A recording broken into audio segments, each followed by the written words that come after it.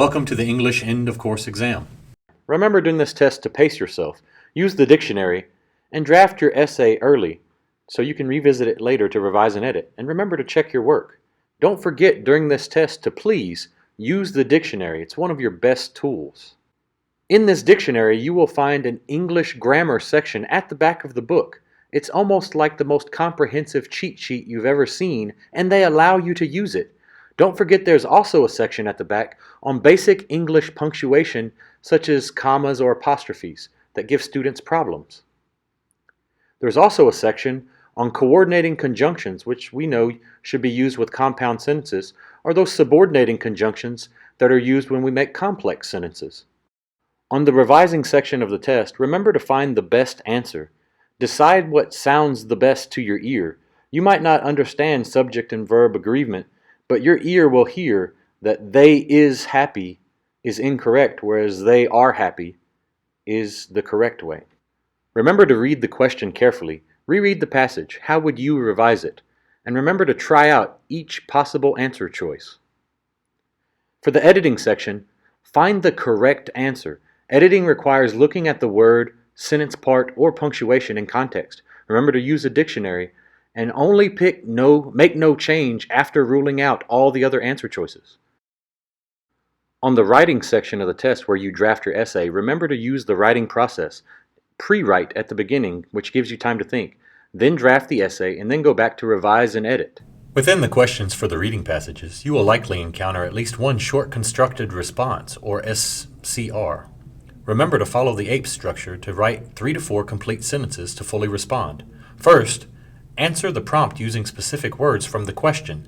Then, prove your answer with quoted textual evidence. Be sure to mention the title of the text and introduce the quote you use.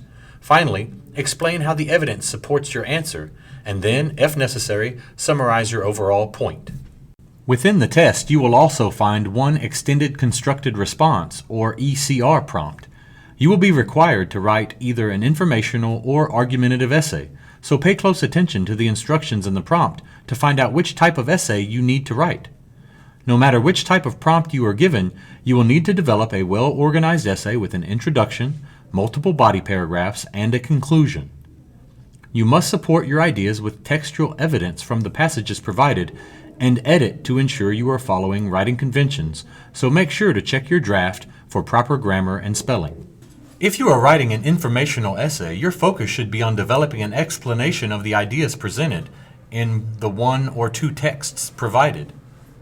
You should organize your thoughts to structure your body paragraphs to focus on each paragraph on one reason, which may focus on the one way the author develops their ideas, such as a particular literary device or technique. Then, decide which quotations from the text best supports these writing devices or techniques. However, if you are writing an argumentative essay, your focus should be on developing your own position on the topic based on the 1 or 2 texts provided to persuade your reader.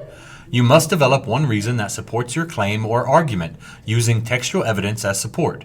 Then state a counter-argument from the opposing side before providing a rebuttal to show why the opposition is wrong. Again, providing textual evidence to support your reasoning. Make sure to end the conclusion with a strong call to action that tells readers to take specific action.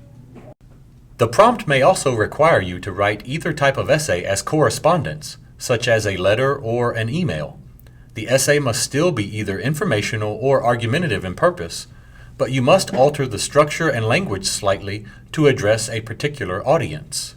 For example, if you are instructed to write an argumentative essay that is a letter to your principal about the topic, you will need to add a salutation or greeting above the essay, opening with a phrase like, "Dear Principal Neth," comma, and a closing at the bottom such as, "Sincerely," comma, followed by your name.